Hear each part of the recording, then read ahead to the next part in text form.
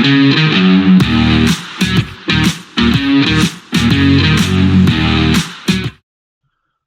welcome back to the SuperCoach Enough channel. In this video, I'm going to review the English Premier League SuperCoach as well as Fantasy Premier League for Week 6 of the 2025-26 Premier League season. So we'll do SuperCoach first. This week, we scored 104, which was top 17% for the round, so pretty run-of-the-mill. Did get a slight green arrow, so up 200 spots inside the top 3.5k. So, forward momentum is always a good thing. So if we have a look at the team and how it went this week, Petrovic got 6 points this week in goal. Our defence, Van de Ven with 6, Calafiori 3, Juve with 5. Again, not doing the right thing. Truffo with 7 points, and then Rodon 19. Thanks to a goal and, I don't know, some other good stuff. The midfielders, a bit of a mixed bag. We did bring in Jared Bowen this week, and he repaid the faith with a 13-point return. Gravenberg only getting a 7-point return. I say only, like he's made us a good bit of cash there. And then Bruno Fernandes, so the other sort of keeper that we brought in, -2. So not sure where the negatives come in, if he got sent or what happened there. The season stats, let's have a bit of a look, see if we can work it out. So what's that? He missed a penalty, and so he's missed 2 penalties this year. That's a bit stiff. He might lose that altogether. And then what's CA cards? Yeah, so he probably got a yellow card as well. All that negativity, it's no good for you. But yeah, we'll keep the faith there. Kamada with 5 was okay, and then Sarr on the bench, 9 points. So I don't know how many minutes he got this week, but -3 break even is handy. So 12 minutes to come off the bench and did something good. Must have goal assist. There you go. That's pretty handy. A bit like a player we'll look at in FPL shortly. But I guess the real hero this week, Erling Haaland, 27 points as captain. I think it was 2 goals and assist. All the rest of it that comes with it. Mo, 2 points, blanked. Gyökeres with 5. It's not what we were hoping for, but it's fine. Actually, did they play each other this week? Is that?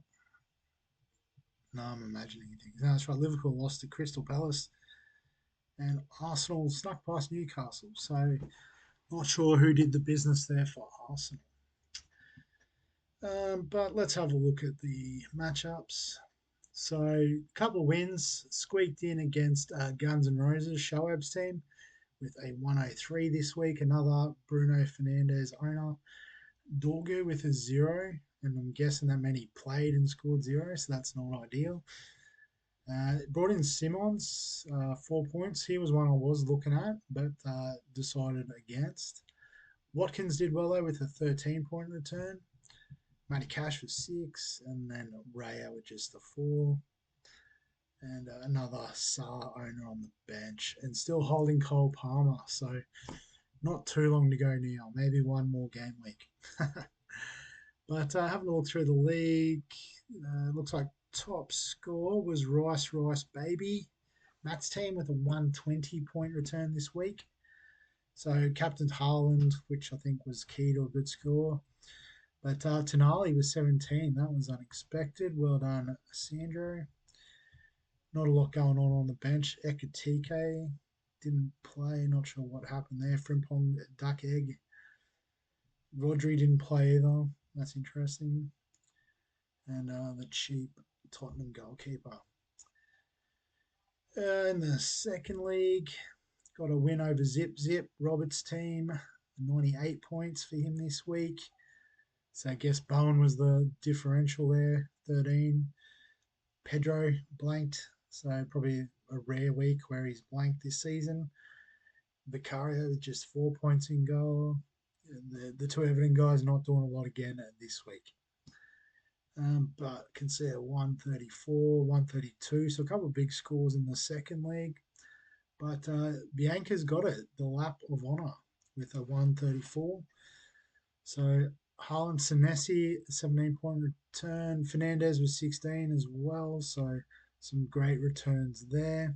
Had Watkins also, so four double digit scores, which is fantastic. Well done, Bianca.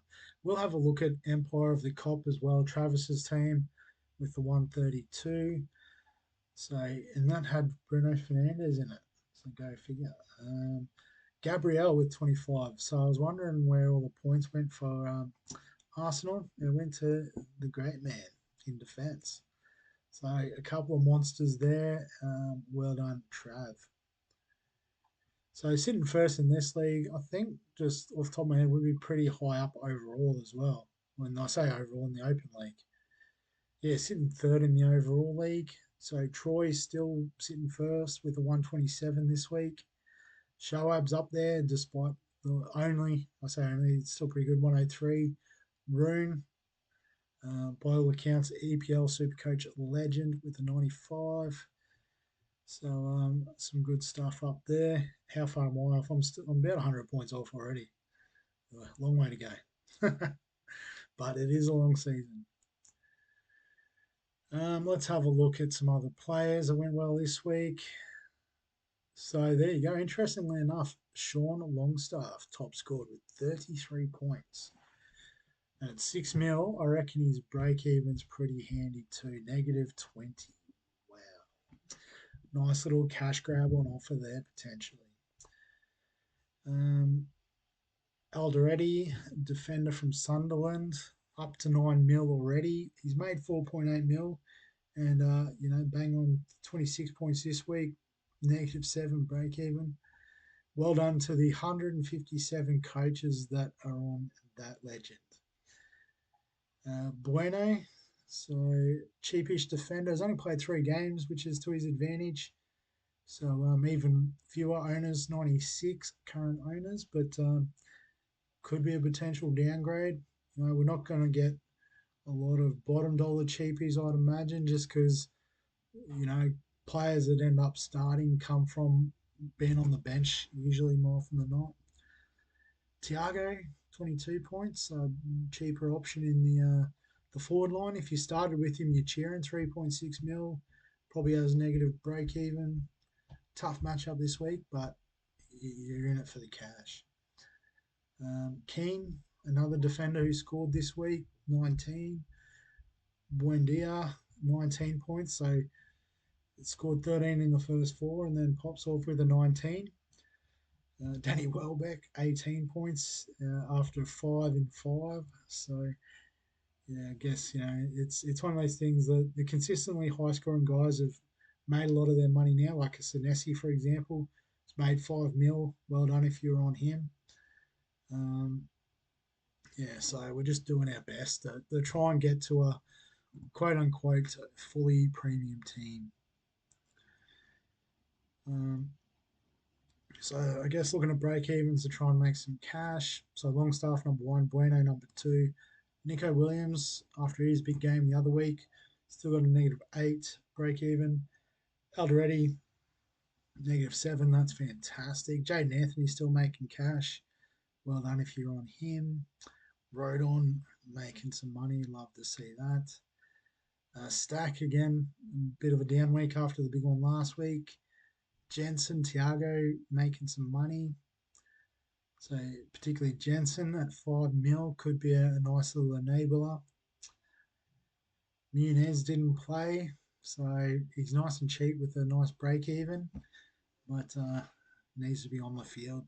Sesko got a goal, so 16 points for him, negative 5 break even. SARS reset his break even, which is handy. Tonali, if you're on him, went well. Nunez, can't predict Man City's midfield too much. So De Kuiper, here's the one I was alluding to. He's come off the bench and scored a goal in a few minutes, so made 14 points out of nothing.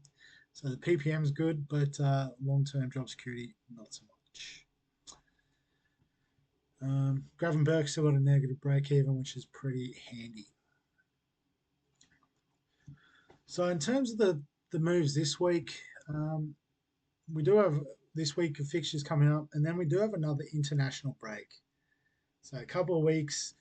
So I'm leaning towards just having a bit of a holding pattern this week.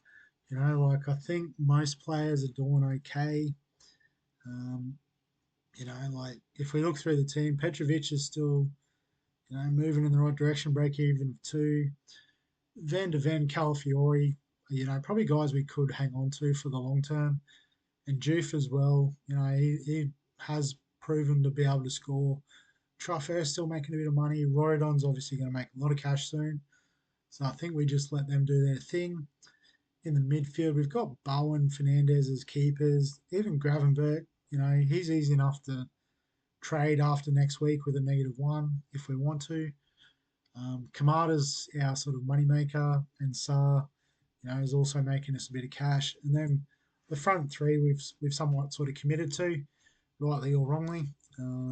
So we'll keep the faith. This week we've got Arsenal up against West Ham, so that could be good for Gyökeres. Man City against Brentford. I don't know if Brentford's been the most defensively solid like they used to be under Thomas Frank. And then Liverpool up against Chelsea. We always know Mo's a chance of scoring.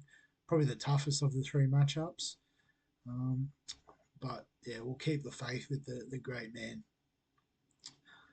So I'm pretty happy to sort of just sit on my hands this week. We do have a bit of cash in the bank too, which is also something to be mindful of. So as much as it's we could just flip Gravenberg to Cole Palmer after the international break, we can strictly afford to do Kamada to Palmer, and then we've pretty much got a decent enough midfield, forward line.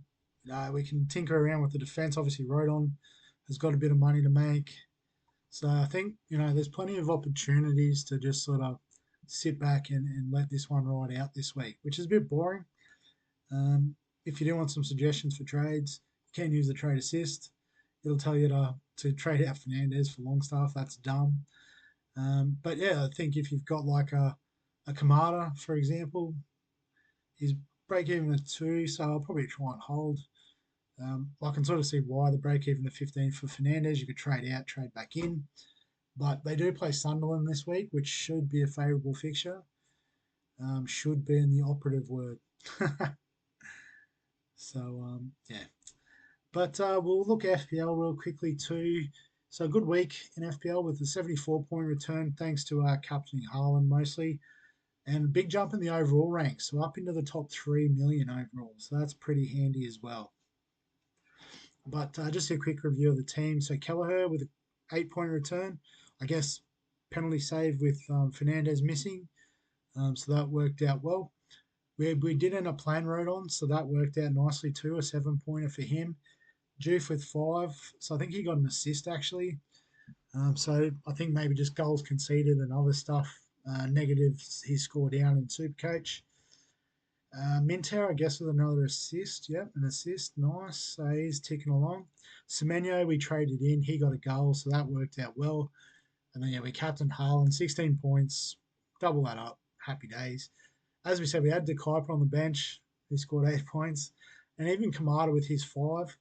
So he did get an assist. Again, probably didn't just translate to Supercoach scoring. Outscoring the great man and Reinders as well. So in terms of actually go to the league first before we commit to looking at mine. So I must have done all right because I moved up in the ranks. Snuck a win over Williams' team, Ryan Calf Strainhausen. Shout out to the great man playing in the GF this weekend. So played the wild card this week, so went a bit earlier than what I was planning on with the upcoming international break. So who knows who he traded, but he got Ishmael Sarr's 11, which was nice. Haaland captain. Had Alderete on the bench. What's he worth in this format? Full profile. So he's $4 million defender who just cracked off 17 points and has a 9-pointer in there as well. So yeah, it could be worth a look at in my wild card. He might go up in price, so we might have to pull the trigger pretty quickly next week, and he is on the watch list for sure.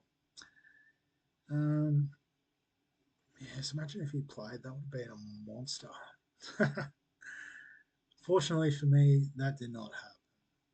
But across the league, um, got an 80. So Zip Roberts' team. So I got him in Supercoach, but tops the league in FPL. Well done, legend. So he had Mark Gay with a 7 point return. Got an assist and some defensive contributions because I did realise I didn't get a clean sheet.